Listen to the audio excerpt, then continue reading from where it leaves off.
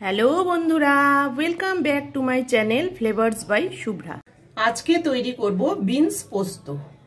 Beans পোস্তটা তৈরি করার জন্য আমি বিনসগুলোকে এভাবে লম্বা লম্বা করে কেটে নিয়েছি আলু, এদিকে নিয়েছি পোস্ত, কাজু, কাঁচা লঙ্কা, এটা আমি বেটে নেব, আর নিয়েছি টমেটো। প্রথমে আমি কড়াইটা গরম করে সর্ষের তেল দিয়ে দিচ্ছি।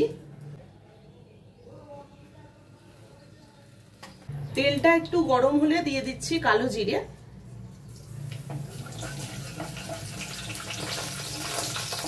কালো জিরে দিয়ে এবার আমি আলুটাও দিয়ে দিচ্ছি।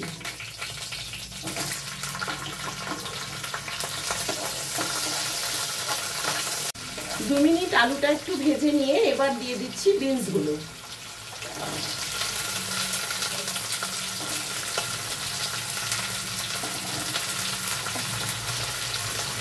এবারে আমি লবণটা দিয়ে দিলাম। লবণ হলুদটা দিয়ে কিছুক্ষণ ঢেকে দেব।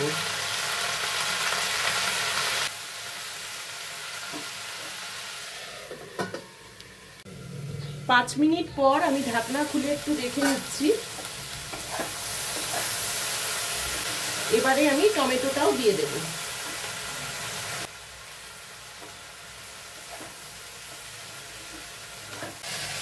এখন আমি অল্প সামান্য জল দিয়ে আবারও ঢেকে দেব।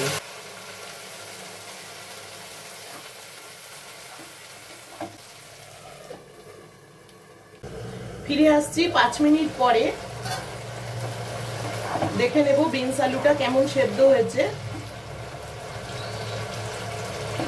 হ্যাঁ, বিনসটা অনেকটাই সেদ্ধ হয়ে গেছে। এখন আমি পোস্ত, কাজু আর কাঁচা লঙ্কার পেস্টটা দিয়ে দিচ্ছি।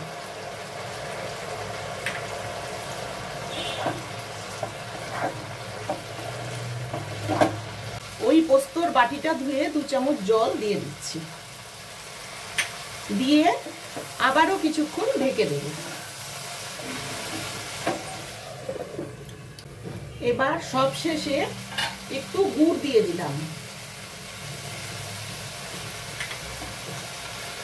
দিয়ে এবার ভালো করে একটু কষে নেব।